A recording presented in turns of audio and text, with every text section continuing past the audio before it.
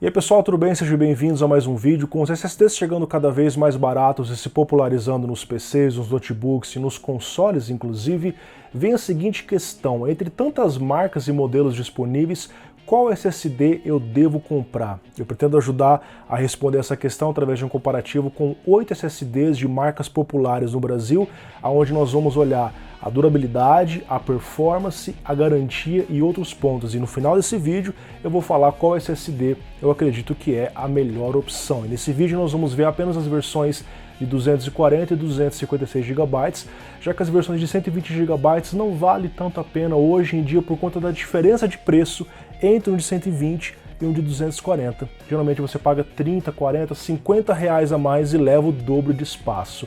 Se você ficou interessado nesse comparativo, vem comigo até o final.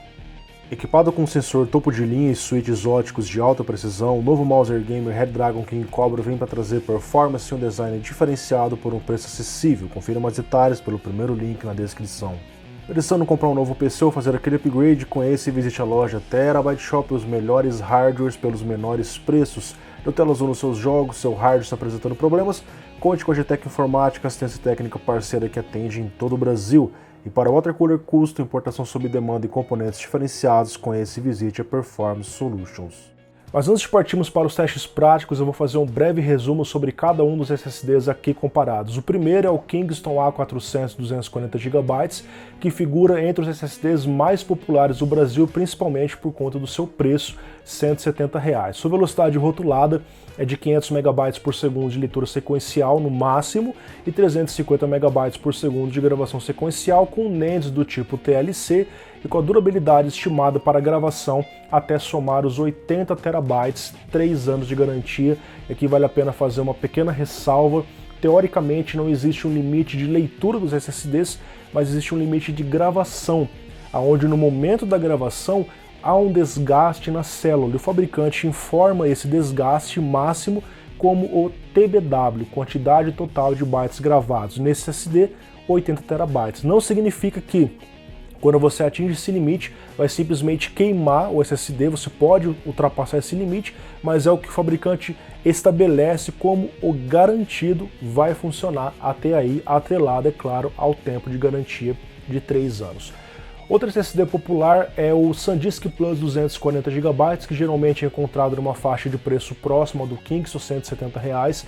Ele tem o diferencial de oferecer uma leitura sequencial máxima teórica de 530 MB e gravação sequencial até 440 MB por segundo, mas infelizmente a SanDisk tem um péssimo costume de esconder informações como o tipo da NAND utilizada e o TBW, o que nos dá uma margem para pensar que podem haver lotes diferentes com diferentes performances. Inclusive existem posts falando sobre diferentes versões do SanDisk Plus, umas mais lentas e outras mais rápidas. Isso levanta um alerta nesse vídeo sobre esse SSD em questão. O tempo de garantia dele é de 3 anos.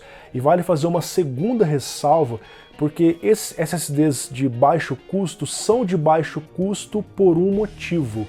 Eles têm uma durabilidade menor, conforme explicado agora há pouco na questão do TBW, e eles não trazem memória RAM. Eles são SSDs do tipo DRAM-less. E isso faz falta especialmente em testes aleatórios, a performance é prejudicada.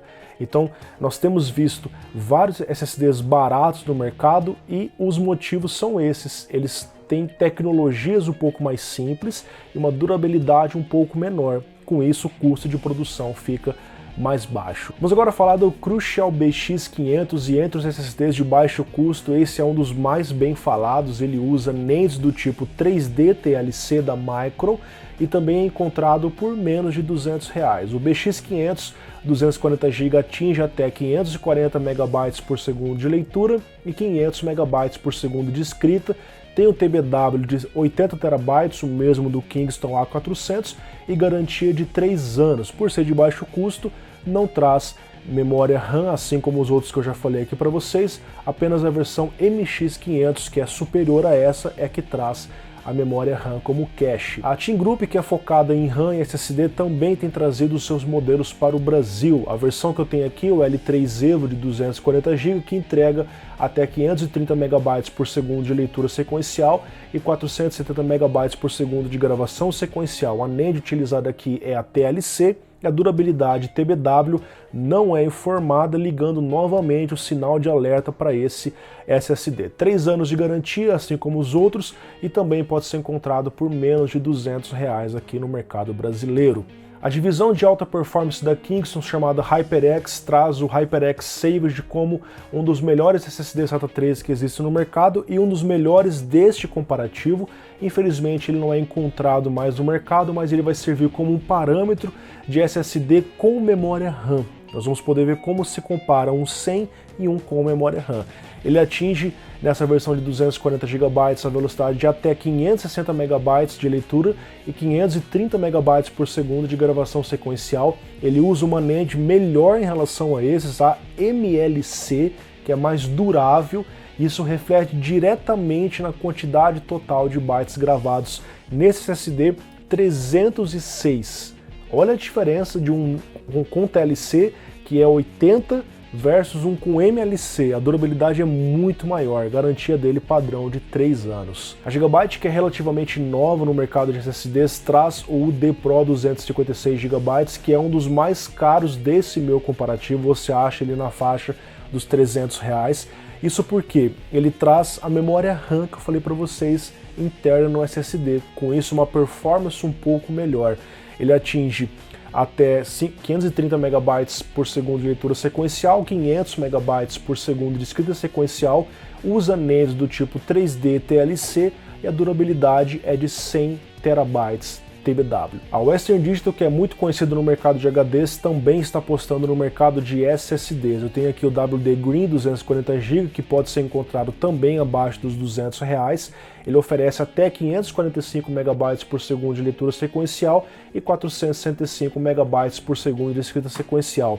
NAND do tipo TLC, TBW de 80 TB e garantia padrão de 3 anos, muito próximo aos outros modelos que eu comentei com vocês. E para fins de comparação, vou colocar um SSD de alto desempenho NVMe PCI Express M.2. Estou aqui com o XPG GameX S5 256 GB, que pode ser encontrado na faixa dos R$330. Ele atinge até 2.100 MB por segundo de leitura sequencial, 1.200 MB por segundo de gravação sequencial, com NANDs do tipo 3D TLC, durabilidade um pouco maior, nos 150 TB, 5 anos de garantia e com o dissipador incluso. E também vou colocar aqui para fins de comparação um HD Seagate padrão SATA 3 7200 RPM, para que você que tenha um HD possa ver a diferença prática nos benchmarks, no carregamento das coisas em relação a um SSD SATA e em relação a um SSD PCI Express com um desempenho um pouco maior. Vamos conferir agora os testes de performance.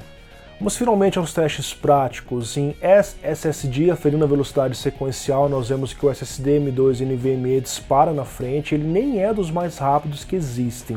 Isso vai se repetir por todos os testes. Entre os SSDs SATA, o Savage apresentou o melhor resultado absoluto, seguido de perto pelo Crucial. SanDisk Plus teve a pior gravação, e como referência o HD fica lá na parte de baixo, que é uma coisa já esperada. No teste aleatório, que mostra a performance mais cotidiana, a diferença do XPG cai drasticamente, o Crucial segue de perto na escrita, enquanto que a leitura no L3 Evo é um pouco melhor. SanDisk Plus novamente foi o pior SSD, e o HD, agora vocês entendem porque ele é tão lento quando você usa para o sistema operacional, ele chega a ser 100 vezes mais lento que um SSD. Nos testes de tempo de acesso, o HD, por ser mecânico, passa as mesmas dificuldades. O melhor resultado do SSD é o UD Pro, que tem cache DRAM, seguido pelo Crucial, e novamente o SanDisk Plus fica bem abaixo dos outros e demora proporcionalmente muito mais para responder do que os outros SSDs.